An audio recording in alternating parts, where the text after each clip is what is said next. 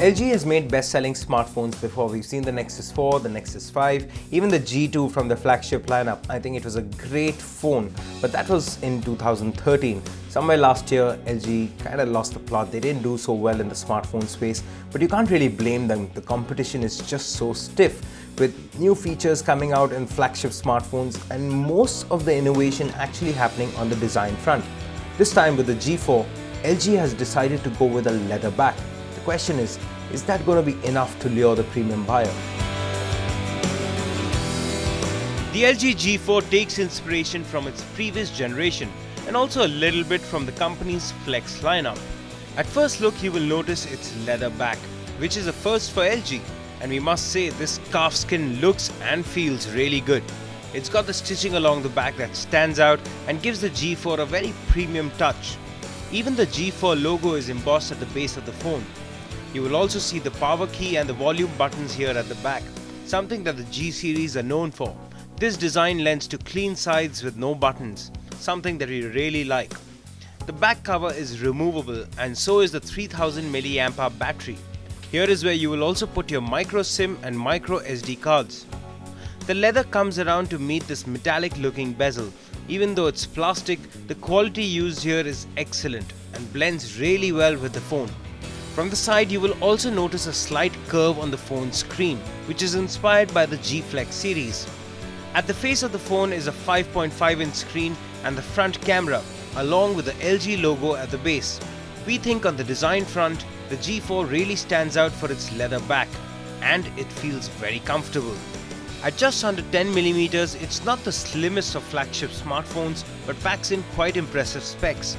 The G4 is powered by a hexa-core Snapdragon 808 processor, an Adreno 418 GPU. It comes with 3GB of RAM, 32GB of internal storage that is expandable up to 128GB via the microSD card. Running on Android 5.1, the phone runs LG's Optimus UX user interface, which has mellowed down quite a bit compared to previous generations. The colors blend in well and feel more classy now. Then there are the LG Q Slide apps, which pop up in a new window over an existing app or screen. And there is the usual stuff like double tapping to lock and unlock the phone. On the extreme left of the home screen, LG has added their Smart Bulletin, which is a bunch of apps that you can glance into and operate, like the Health app, Calendar, Music, and even the Universal Remote. We were quite happy with the phone's performance. From basic benchmarking scores to demanding games, everything looked great. Even the videos really popped out, and that's because of the 2.5K resolution screen, a department in which LG has proven its excellence with other devices as well. The camera is one of the big highlights. The 16-megapixel sensor is backed by optical image stabilization and also has the laser focus assist, which you can notice at the back of the phone when you're clicking a shot. The interface is amongst the simplest that we have come across, and it's pretty nice, clutter-free, with 3 modes like Simple, Auto and Manual, which opens up the possibility of adjusting settings. Overall, the shots are great and comparable to the best smartphone cameras.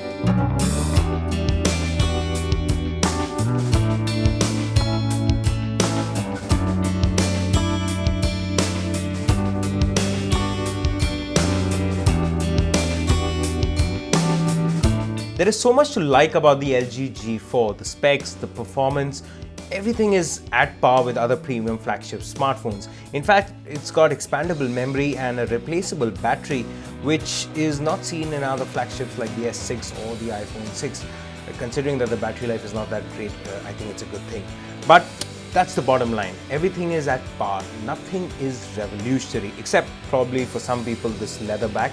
I'm a big fan of leather. In fact, I have a leather cover on the iPhone 6, and this was brown 2 months ago. The way it's fading out, I'm not a big fan of it, and I'm not sure everyone will like the way leather wears out. So that's also subjective. But the bottom line is, at 51,000 rupees, if you have to be finicky, it's got no metal, it's slightly plasticky, and no fingerprint scanner, something that we've seen in the S6 or the iPhone 6. And LG could have done much more with the G4.